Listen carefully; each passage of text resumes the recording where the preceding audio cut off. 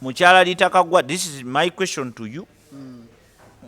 First part mumufuddeko omwana gwe mwapromisinga muyinza okuba temwawandiika ndagaano ne mwamupromisinga ne mumuteeka mu life kati gyesuubira nti Bruno ke ne mukyala we banagimuzaamu.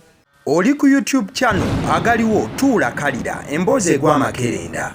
Ngekawamigero tumwebaza okuba nti yakyababiseeko akasubi ezifumba ne ziba nga tezinavuunikibwa ne muba nti mukyagenda maaso n'okuba nti mututegera agatawulira vumbe mbuufu obumu oba obulala mukwano gwange abasiddi omusunsuzi linnya lyange agaliwo omukutu kwe tuli wano we tubeera ne tugenda maaso n'okuba nti ensonga tuzitembeeta mu buufu obumu oba obulala mukwano gwange.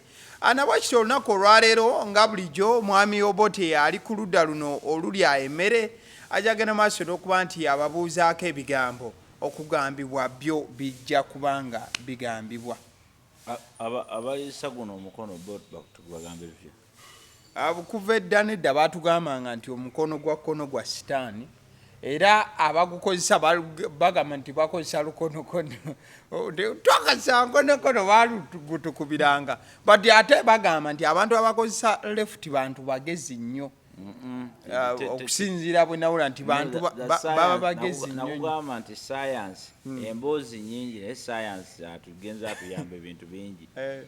Abantu bakozesa omukono guno ebiseera ebisinga okay ebiseera ebisinga but the brain usually is on that side. Kuba baga nti abantu ba left ndi bantu bagezi nnyo nnyo ekigenza. Era nakyo si kituufu.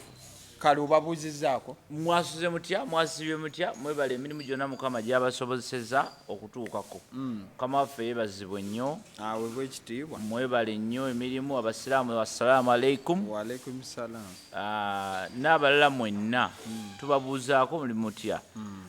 Twebaza Katonda abakuumye byonna bye muyitamu ebigumu simanyi renti simanyi ani simanyi biruzi simanyi biki ebyo byonna Katonda abimanyi nti weebiri era mufube okulaba nti mubisalira amagezi gonna tokkiriza amagezi kuggwaako tokkiriza bw'olaba gaggweddewo wano ng'ogezaako awalala tokkiriza amagezi kuggwaako kugamba nti amagezi gampeddeko n'otuuka ku level ekola ekintu oluusi kyonejjusa olw'embeera.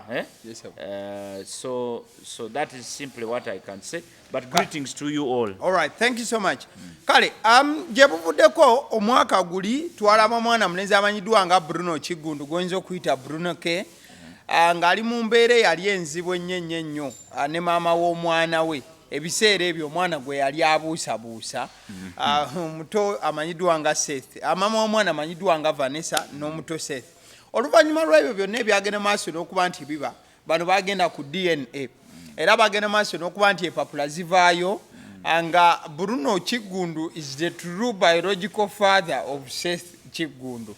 Era mwana mulenzi Keizi nga ebiseera ebyo yali akyali mu ggwanga Uganda Keizi Kawalya yafulumya empapula ezaali ziraga DNA ekintu ekyali ekizibu ennyo era baamutwala kaguddeyo okakana n'okwetonda yeetonda.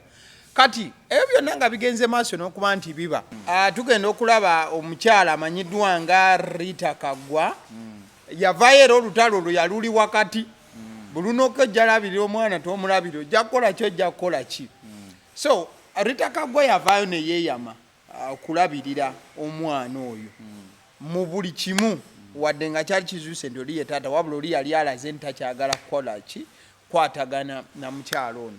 Wabula of recent ababiri Gubasaza mu Kabu abaali beetwala ne batuuka ne ku DNA kati tebateŋŋana. What did you expect? In fact baafulumizza n'oluyimba Bruno ke nga asiima omukyalo ono yafulumiza oluyimba baluyita akuzaalira omwana.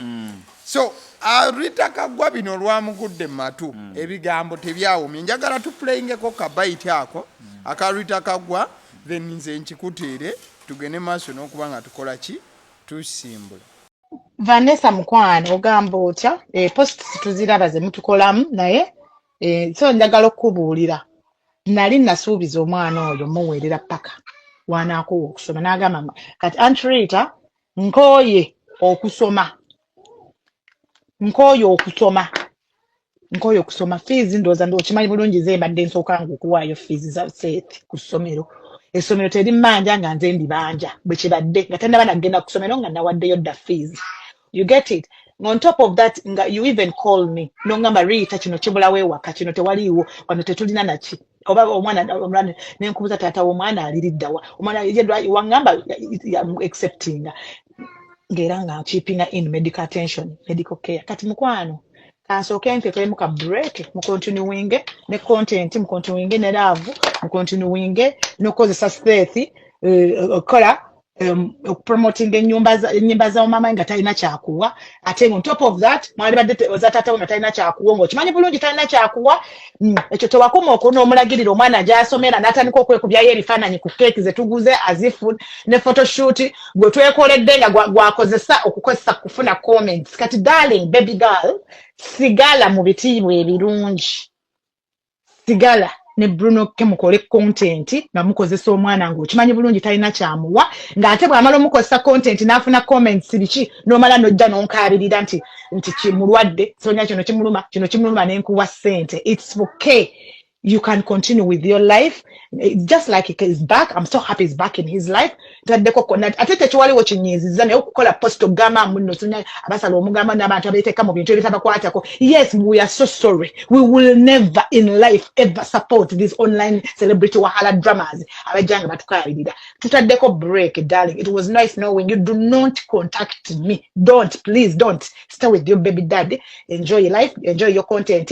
Enjoy using your child as a content go chibanye bulungi talina kyebamuwa. Thank you darling. Mabata sponsor no sirika notakola na press release nonsense. Toboko mbuya mugamba nyimba olimba lwakugira omwana lugenda kuleeta revenue nasoka namugamba ddemu akole challenges zizo nazo neza all songs ze nazikola nfacha okubeera bafakasinga ku mwana ye ali ku front page okitegeera not clearing her image ye. One thing she doesn't really know that Muntinda alim clearing her image. Oshegera nti Bruno ke yalim clearing her image ba mujeko kire ekyo kubeera spam donor. Oshegera ye kimaze kati yamaze do clearing ne bwaba talina kyamuwadde as we talk of today's date. Ye image yamaze okubeera cleared. You get it? Categorically talina kyamuwa era talina any good intentions in her life. Oshegera ekyo omusiru mangwa tasobola kiraba wabula ali mu nnyumba ze zino waliwo luno olw'ekinyankole yazizzeemu dda zikozeemu banda ze comments nga abantu bamuwooninga nga omwana oyo Vanessa nga ali mu kuddamu bantu era gundi liri abimpedu nange asooka olabe Vanessa ali mu kuddamu bantu abavuma kikulumerewa kikubuzinya kikunugune kasasiri mwana wa nnyoko biki twampedde ku call n'avaako nga talina na MBs n'agamba mbu Twitter baba asobola okuntereka 15 namugambye pardon me ontereko sinaose namugamba badde manya ate muli mukola content work center oli mukola challenges abwe yangamba mbu revenue ana omanyi abantu aboogera nga zifishiza na American rapper's wife oba ex-wife nto bayimbira Davido mbu revenue anaava mu luyimba. Does she even know what revenue means? Bernard Katonda wanda badde manyo ba Davido nti kyoma yayogera nagenza okulaba nga Vanessa revenue nonsense ava mu luyimba. So bye byonna ebigambo bwe byalabise. Yes. Kakati of course twagala okwebaza Ritah Kaggwa first of all olw'ebbanga ettono lyalabidde omwana. Kubanga n'ekitono kiba kyekyo ate omuntu kyaba akozeeko abakikoze ki abakikoze naye enzirayo ku statement yayogedde okweyingiza mu bitabakwatako okigedde.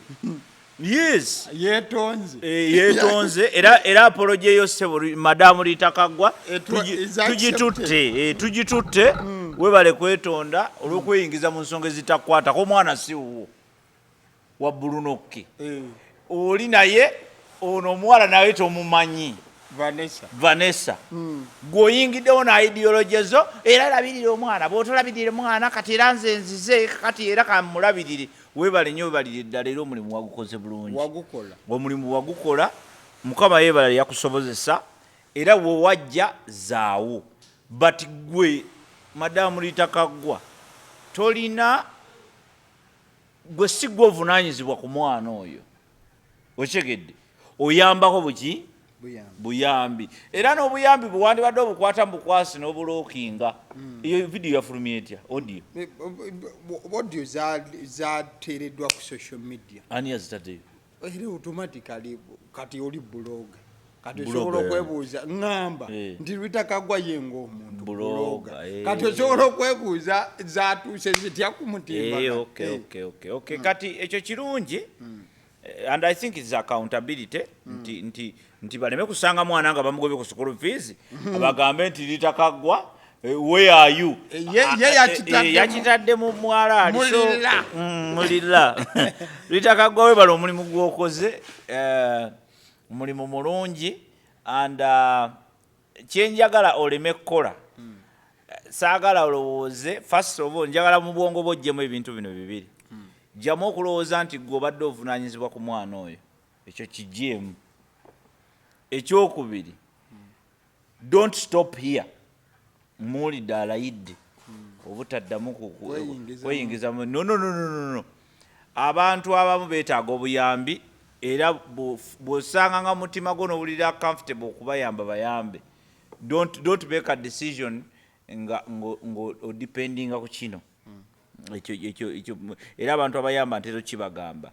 nti tonyiigira muntu omu n'olema okuyamba abalala kubanga oluusi abalala bali genuinely in need of what you are doing era nze nsaba ezo sente Ritah Kaggwa zobadde owa omwana oyo Seth bwe zibanga bwe kubanga kwe kusiima konga wali olayidde sente zitwale mu kitongole ekirabirira abaana tulina ebitongole bingi ffe tulina abaana betuwa school fees kimanyi nti mu Ssuubi tulinamu abaana ate abaana baffe tebasosola na sente nyingi kubanga ffe kyetwagala mwana agenda ku ssomero baana sente tonona nnyo oyinza okuba nga mu byonna obadde oteekamu pounds nga 1,000 oba 5 olwo pounds 1,000 ffe mu Ssuubi pounds 1,000 ziyinza okuba ziweerera abaana 40 oba 5 okyegedde kubanga n'amasolo gaffe lumu twogera nago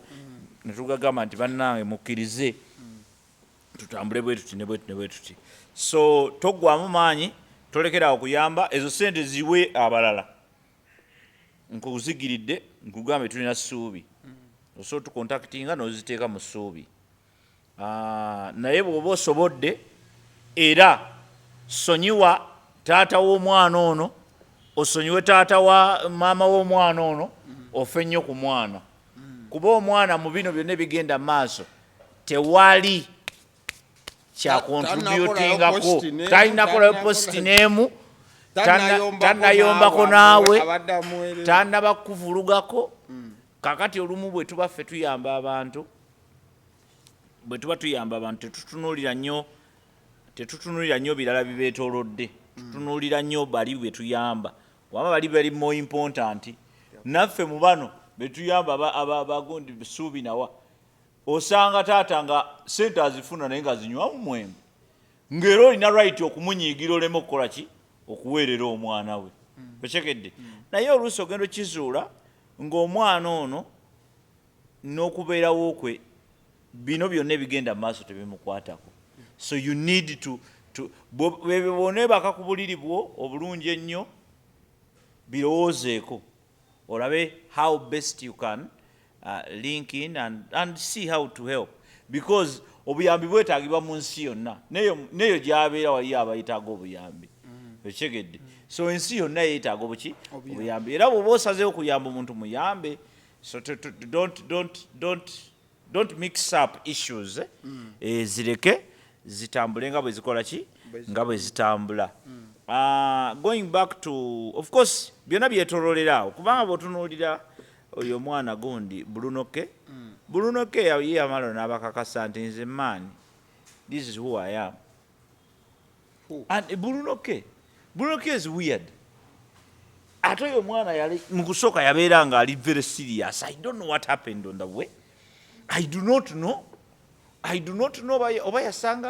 oba yasanga waliwo omukazi gwe yasanga n'amutabula omutwe omanyi abakyala bano omanyi bwe tubeera watusiriwalemu bwe tubeera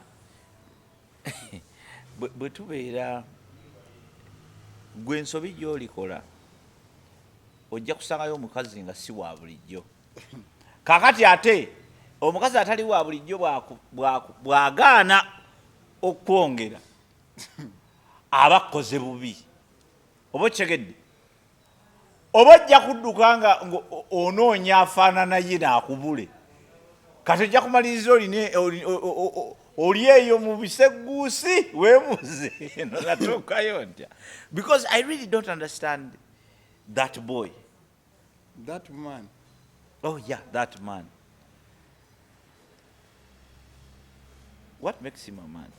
No, don't take me into such kind of discussions, my friend. No, there are scientific factors that make a person man or woman. I was absent. When they are teaching that. So kyengezaako kugamba nti he must have landed into wrong hands as he was growing up. He must have landed into wrong hands. Oba he must have landed into, I do not know oba nze nali mulaba obulala oba nga bwe kityo bwe kyali. Olunaku lumu it was High People Music Awards Day. Big up to the High People Music Awards and the CEO, High People Foundation. Mr. Innocent Kawoya is my friend, my mentor, my brother. He's too much in me. He's too much. Era mwagala nnyo. Naye olunaku lumu twali tuli awo omwana oyo omwami oyo n'agira yali ayimbye akayimba nga bakayita One for the Road. Bruno ke. Kaali kamaanyi nnyo omwaka ogwo. Oba it was our was it the 9th edition of the High People or 10th around there? 9th ndowooza oba 8th 9th around there. Kubanga tuli ku 12th edition tugenda ku 13th. Omwana oyo omwami oyo n'awangula award. Yawangula award eyo yali ya best reggae song. And I saw a big future before that young man. A huge future. And it all fade away in a weird way. Paka kati ayimba nakulyako. Kati I really feel he must have landed in wrong hands one day. And this is where all this mess started. But I want to tell him, Bruno K, it's a straight message to you. You're still a young man. You can still make it. Yeah, things go round. The things go round, but when they come back, they can get together. Toli ku level gye baweerera mwana, gye bayambako kuweerera mwana wo. You are a star. Okyegedde. Tali ku level esaba mafuta. Tali ku level eyambwako bantu nga Ritah Kaggwa. Si level kwali. Okyegeera kyengezaako okulaga. Nti yandibadde yayamba essaawa eno, but bw'abanga essaawa eno yeetaaga buyambi kitegeeza waliwo ateekeddwa okubanga waliwo ensobi eyakolebwa erina okufikisingibwa, because it's never too late to fix anything. Okyegeedde. Ekyo wali okisuubira mu mbeera ya Bruno K ne type of people that we have today. Ekyokuba nti Bruno K baali basobola okuddingana n'omuwala ono. Okyegeedde. One bombi baana bato. bakyali bayi bato ntegeeza bato mu myaka bakyali bato bakyali fresh byonna ebibatabula bisobola okuggwawo kubanga ebyali bibatawula tebyali na binene nti oba omusajja yankuba omugere oba omusajja yankola ki si binene bwali busonga butono nnyo omwana wo si wange akasonga katono nnyo kubanga butegeeza nti waliwo wakati trust issues ono teyeesiga ono teyeesiga ono it was simply that but it was never tebeeyagala kubanga waliwo ensonga ennene tabeeyagaza nti oba ono yankuba oba ono yankola bwati they were really trust issues ezo ziri mu every relationship oba okay zibeera mu relationships ezisinga nze I've never had any trust issues okitegedde yes nti trust issues because manya analogy y'obufumbo sitawaana waliwo ebyesitatawaana nabyo tulijyogerako olula tonjagala nokumpita ku byabufumbo mbulire ku bantu toyagala kumpita nina saabafumbo gwentera okukyaza omumanyi bukenya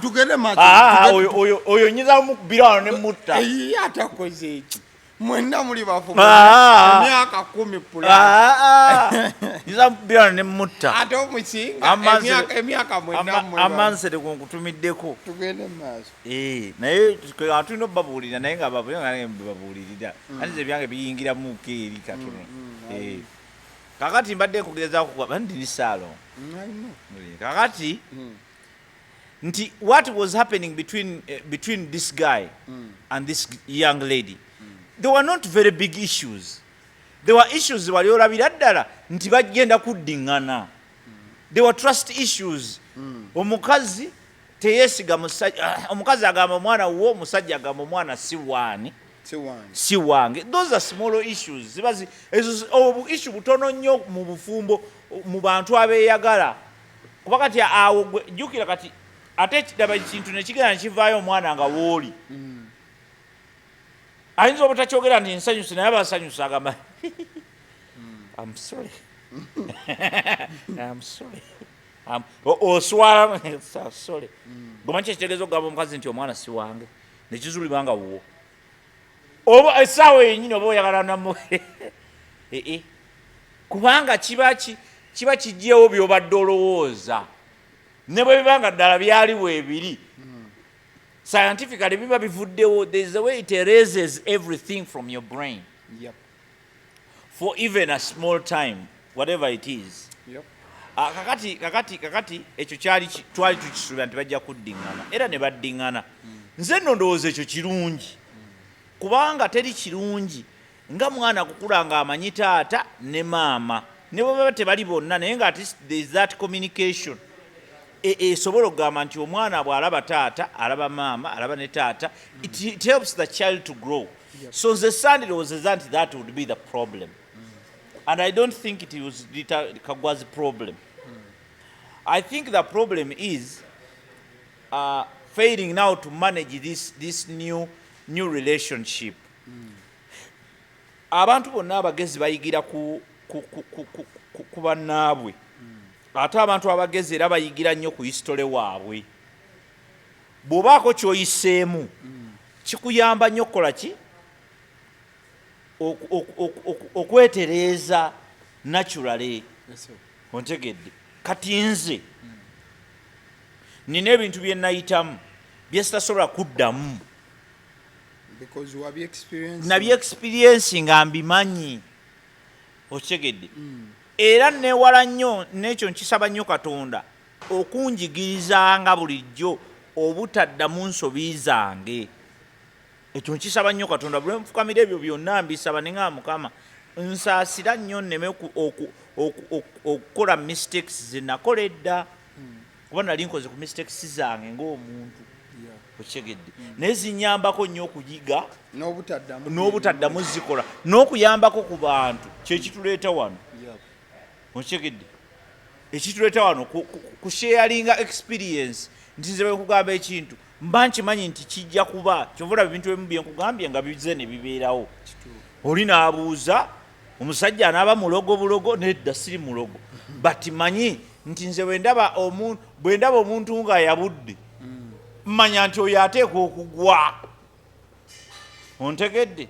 kuba ojja kwabula onyumirwe osange hamps ogenda okwagala okukwata ku mayembe okwate mu bbanga feesi ogikube mu ttaka gamba akasajja kayogera naye si nti mba mugezi nnyo but the experience nabirabako katate gwe oyinza okuba tonafuna mukisa gubikola ki gubiraba okitegedde because tetukulira weewamu gwe oluusi kyewalaba nga oli muto ate nze nakiraba ndi muto nnyo oluusi gwe kyolabe nga olina emyaka 3 ate nze nakiraba nina emyaka 7 oba okitegedde bulungi nnyo so those are the things that ebyo bye bituleeta okwogera n'abantu kati these issues are very sensitive kuba zirimu abaana and we know that these young people are the next generation.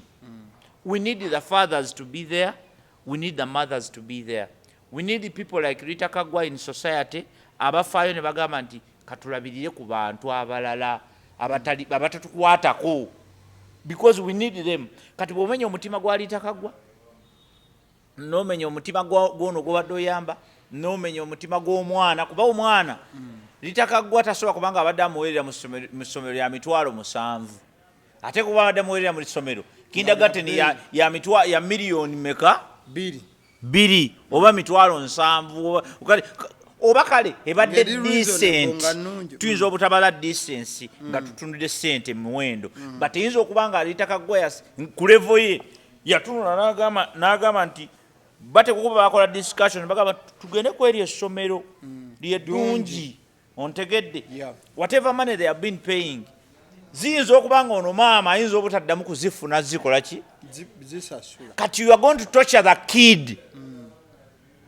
ontegedde omwana yes ogenda kumutokyalinga omwana abadde asomera mu ssomero nga bakeera ku makya ne babawa caayi ne babaddamu gundi ne babawa ku juice emisana bw'omutwala mu ssomero nga tebabikola oba omusse oba ontegeera bulungi nnyo ffe kyova olaba ntutandika siroole kasoda kaako tisumbusa ziizo genda okusome kuba ekyo kyekikutwala ku ssomero bw'onodde wako ojja kulya byokola ki byoyagala as you grow kati omwana naagenda omuteeka ku juice ng'oli sure taliva ku juice paka lwaligamba nti ze saagala juice leero okitegedde but omuteeka ku juice ng'enkyo ogenda mujja ku juice omuzze kuki ku mazzi muteeke kasoda k'osobola ne bw'oba tokalina leero osobola okkeewoola n'ogamba nti bampeka ona kano kaaba agenda nako ku ssomero kubako ka 2 nkasobola mu mbeera yonna nkasobola oba weeziri oba teziriiwo nkakola ki nkasobola. That is part of parenting. Now nze ntunuulira omwana ono agenda kubeera atya nga Ritah Kaggwa amuggyeko engalo ontegedde abadde alina mikwano gye ku ssomero gy'abadde asomera okuvaayo kati avuddeyo alina okufuna emikwano emipya okegedde naye gwe decision obadde ogikola tewasoose kwebuuza ku mwana wakoze kikyo nga mukyala Ritah Kaggwa olw'obusungu bwo oba olw'obulumi bwo oba olw'okuba nti ogamba nti kino si kye nali njagala ontegedde so as we are making this decision we need to accept nti tulina okonsideringa omwana in fact kati alinga na fourth party Ritah Kaggwa was a third party kati waliwo fourth party ontegedde if not yes first party kuba yaleeta bino byonna bano ne baddako kati first party mumufuddeko mukyala Ritah Kaggwa. This is my question to you. First party mumufuddeko omwana gwe mwapromisinga muyinza okuba temwawandiika ndagaano ne mwamupromisinga ne mumuteeka mu life kati gye ssuubira nti Bruno ke ne mukyala we banaagimuzaamu ekyo mukikonsidalinge biyinza okuba ebiralamukko so nga tonnabakola manyi nti wakoze decision out of anger oba out of disappointment but can you go back and revisit it and see how best you can mitigate olabe oyinza otyo okisolovinga because kirimu first party who is a child ffenna tumanyi abaana ne kikitegeeza. Alright, kale